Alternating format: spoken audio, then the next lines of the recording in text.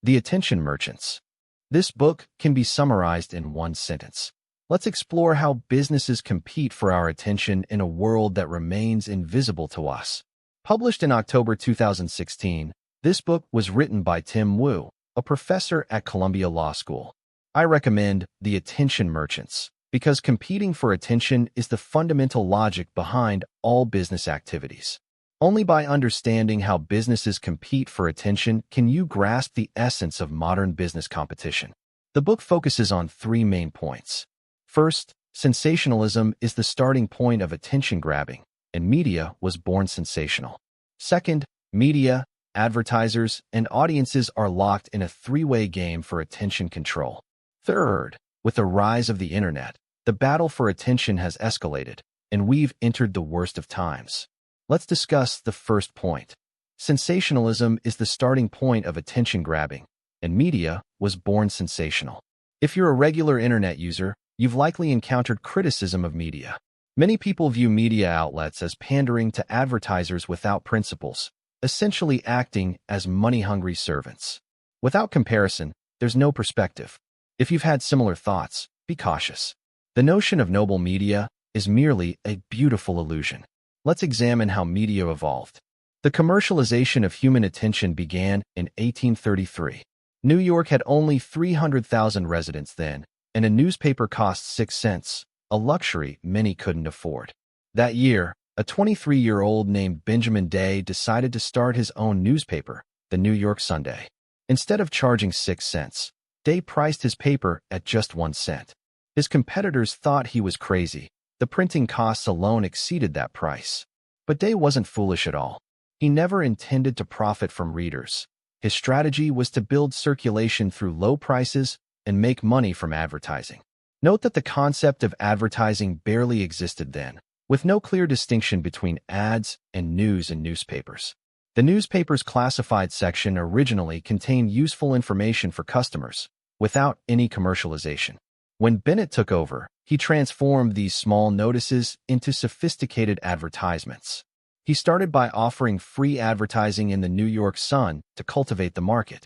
Once businesses experienced the benefits, Bennett began charging them. This strategy proved incredibly successful.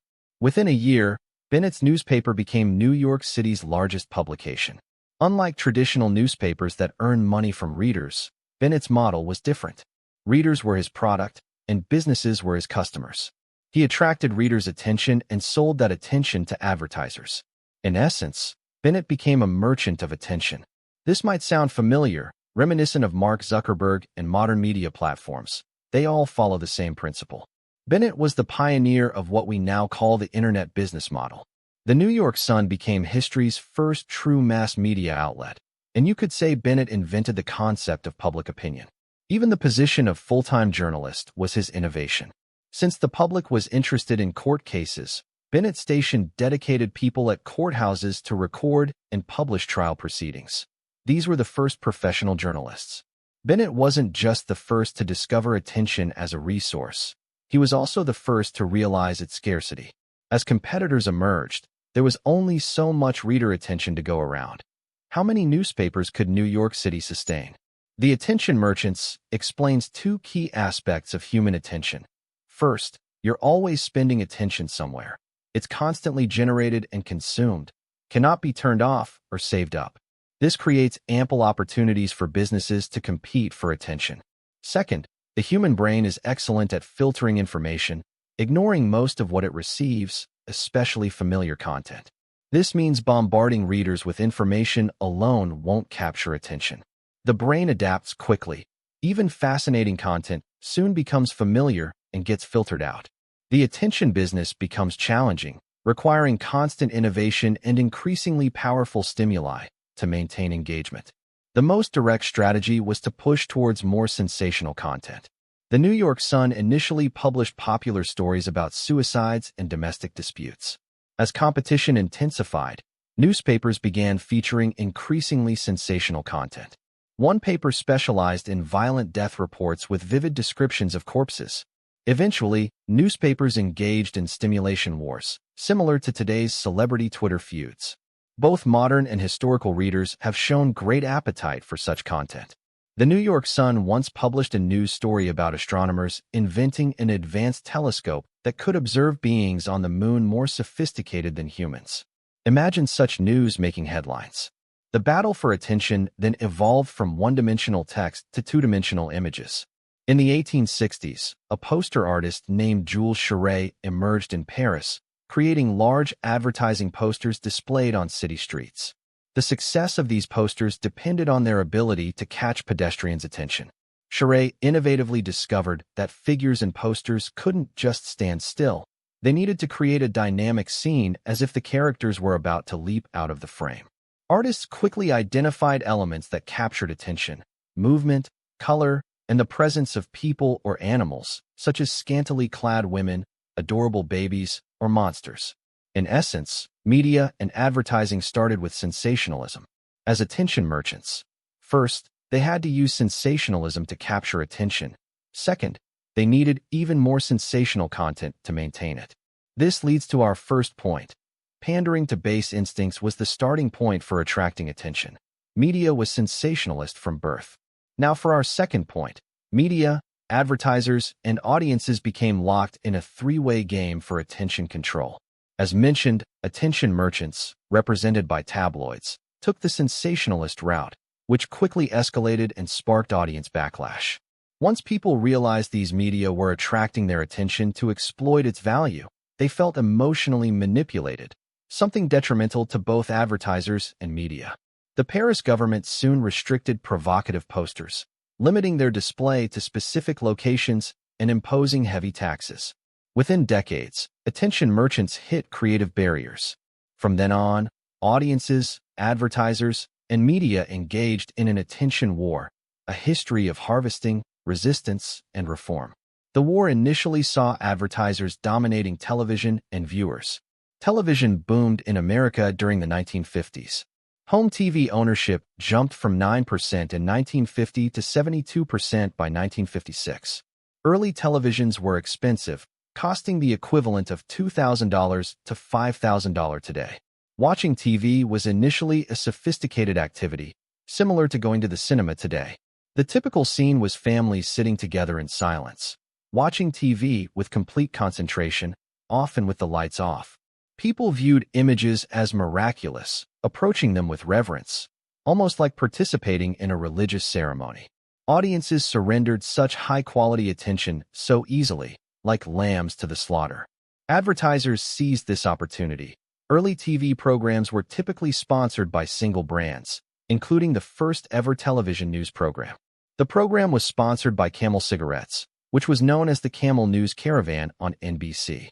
Since the program was completely controlled by the advertiser, the news content could never feature other cigarette brands, anti-smoking messages, or even images of real camels.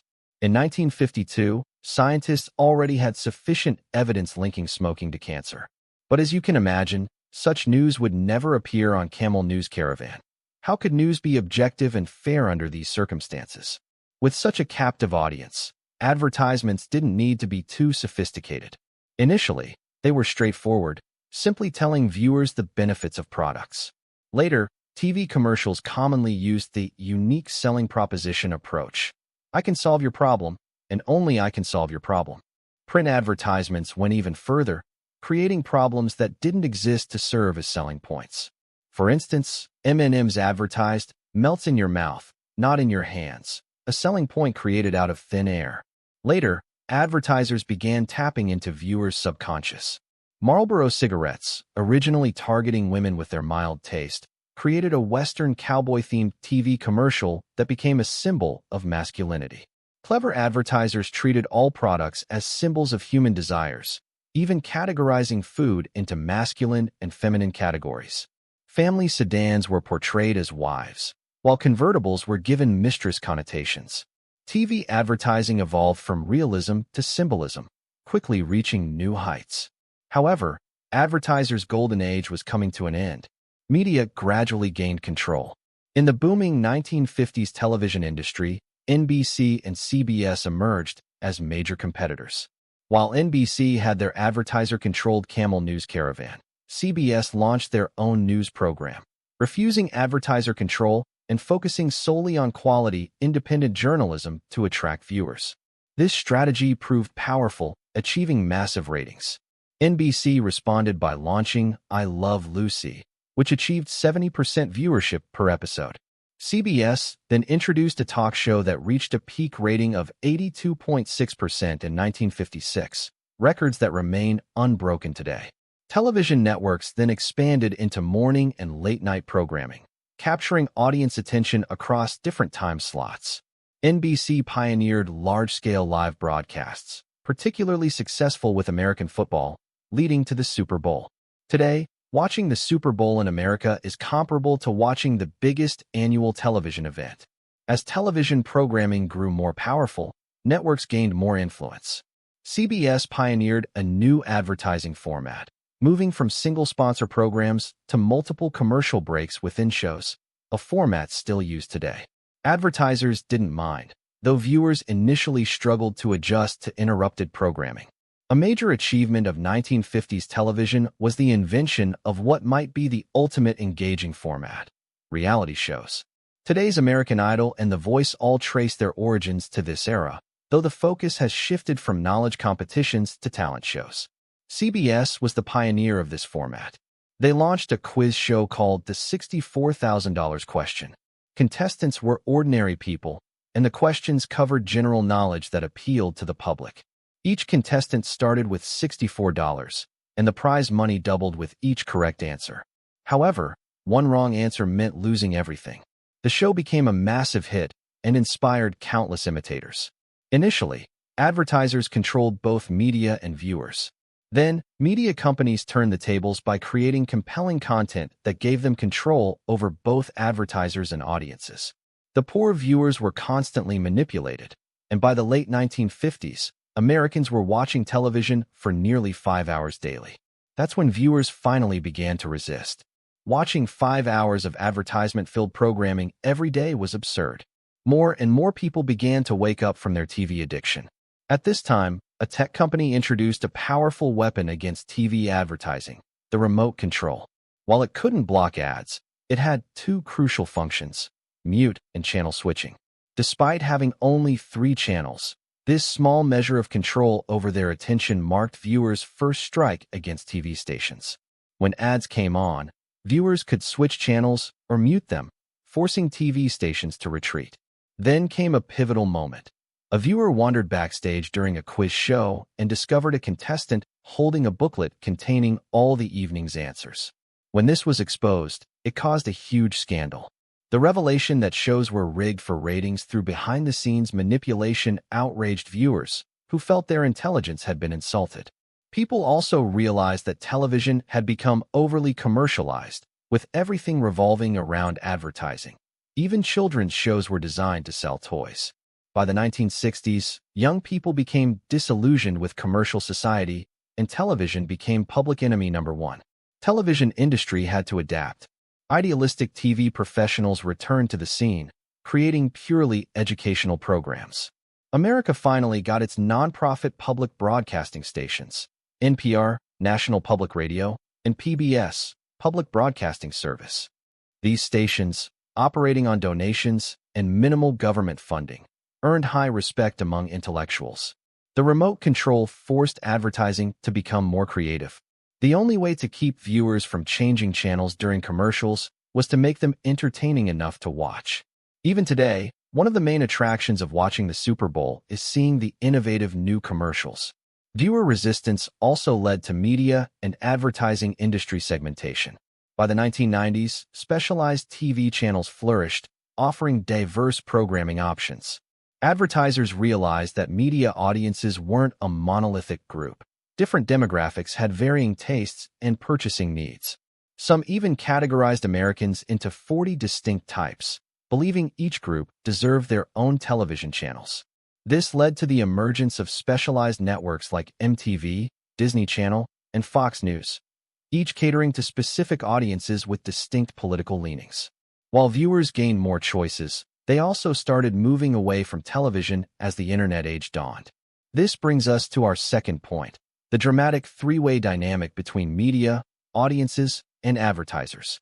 Now, let's explore the third point: How the rise of the internet intensified the battle for attention, leading us into what some consider the worst of times. You might remember the innocent days of the internet before 2005, when personal blogs flourished, but before social networks dominated. Suddenly, everyone became a publisher, democratizing expression and amplifying individual influence. People believed blogs could change the world, and indeed, there were instances where a single blogger's post sparked movements that brought corporations and governments to their knees. New York Times columnist Thomas Friedman described this as "the world is flat," suggesting that an amateur blogger could wield more influence than mainstream media. He believed the world had shifted from being dominated by nations and corporations to being shaped by individuals. However, everything evolves, and even the sweetest dreams must end. While decentralized, unorganized platforms were idealistic, they weren't profitable. Making money required centralization and organization. This pattern repeated throughout history, from amateur radio to commercial broadcasting, from loose social groups to organized political parties. It's an almost unbreakable rule. Soon, entrepreneurs saw the potential to monetize blogs. In 2005, the Huffington Post launched in America as a blogging platform open to anyone. It offered editing and promotion services, using clickbait headlines and eye-catching images to drive traffic, which they then monetized through advertising. The Huffington Post attracted massive traffic, but advertising revenue remained modest. They could only secure lower-tier advertisers promoting products like diet pills. The controversial, attention-grabbing political content didn't appeal to major brands. In the past, advertisers had sustained newspapers and television, but this new model posed different challenges. Currently, it seems there's no intention to sustain internet content, creating an awkward situation. Traditional media-style, centralized news isn't profitable. Decentralized blogs embracing internet characteristics don't make money. Chat rooms are engaging but unprofitable. Even sensational content, while attractive, fails to generate revenue. Historically, attention merchants never worried about how they made money. But now, even on their knees, they can't profit from the internet. Before 2010, Google was the only company truly profitable through internet advertising, and they did it with dignity. Google's homepage featured just a search box, without any ads. Often, search results were ad-free, only displaying advertisements when they perfectly matched your search terms. Google only charged advertisers when users clicked on these ads. This advertising approach wasn't just ethical, it was highly efficient. For advertisers, users searching specific terms demonstrated clear purchase intent, making these clicks extremely valuable. Advertisers willingly paid premium rates for such high-quality leads. For users, seeing relevant ads while searching for specific information wasn't intrusive. Sometimes, it was even helpful. This created a win-win situation and positive user experience. After Google, Facebook found its path to profitability. Facebook's early advertising model relied on likes, allowing brands to establish their presence on the platform. Each brand maintained its Facebook page, where users could like their favorite brands. This helped brands identify their loyal followers and target them with advertisements effectively. Although Google and Facebook succeeded financially early on, most websites today offer poor user experience. They're cluttered with floating ads and random content, resembling a chaotic marketplace, yet still struggling to generate significant revenue. Throughout history, attention merchants have followed a clear pattern. Technological advancement drives cultural change. Each new technology prompts them to explore new ways to harvest attention. While they quickly found profitable models for newspapers and television, the internet proved more challenging. This was likely because the internet is a complex combination of various technologies, requiring all components to mature before capturing widespread attention across demographics. We now know that search engines and social networks, represented by Google and Facebook, are the most successful attention businesses online. However, technology continues to evolve, and attention merchants are adapting faster than ever, ready to capitalize on any viable technological advancement. Taking things to the extreme. Since 2010, with the proliferation of smartphones and their integration with social networks, a powerful tool emerged: Instagram. Instagram is essentially a picture-based version of Twitter. While Twitter is primarily text-based where images are optional, Instagram requires you to post pictures, with text being optional. On Instagram, you can post any picture or video, and your followers can like them. Most people post selfies. In the past, only leaders could have their portraits circulated on currency, and later Hollywood made celebrity images widely available. But now, anyone with a front-facing camera or selfie stick can compete for attention with their personal image. This gives ordinary people the chance to become celebrities. They've never acted, but their selfies can attract hundreds of thousands of followers. They can collaborate with advertisers, promote brands, and some even earn $1 per like. On Instagram, ordinary people can become attention merchants. This represents the positive side of what the internet has brought us. On the other hand, lowbrow content has also been taken to the extreme. Take BuzzFeed, for example. It represents the pinnacle of entertaining readers with trivial content. While typical clickbait sites focus on attracting clicks, BuzzFeed studies how to encourage sharing. They don't rely on direct traffic. They care about whether you'll share their articles with your social network after reading. 75% of BuzzFeed's traffic comes from social networks. BuzzFeed uses various big data analytics to discover what makes people want to share. For instance, they feature lots of content about cats and dogs, as pets represent love and affection. If you're describing your walk home, you'd focus on interactions with your dog. If you're writing about a serial killer, you'd emphasize their animal cruelty. This type of content represents modern-day lowbrow entertainment. Of course, BuzzFeed caters to people's desire to be cute and show affection. When people focus their attention on such trivial news, who will care about serious issues? Many argue that BuzzFeed-style news represents the internet's degradation and poses the biggest threat to real journalism. As we discussed earlier, trading quality for traffic doesn't make money, and BuzzFeed isn't profitable, yet it sets a bad example. Now, even prestigious traditional media like The New Yorker and other highbrow publications are following BuzzFeed's lead. More alarming is how Google, which once promised "don't be evil," and Facebook, which was initially reluctant to run ads, have both changed. As public companies needing to show good quarterly results, both now overuse advertising. As the book's author Tim says, even a Soviet spy would blush at how these two companies exploit user privacy and deploy advertising tactics. At the end of the day, all attention merchants operate on the same model, harvesting audience attention to deliver advertisements.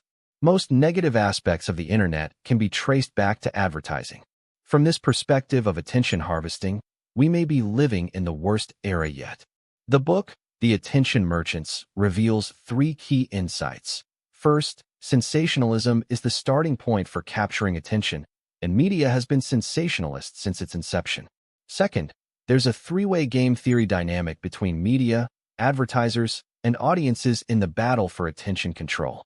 Finally, with the rise of the internet, the war for attention has intensified, potentially leading us into the darkest era of attention exploitation.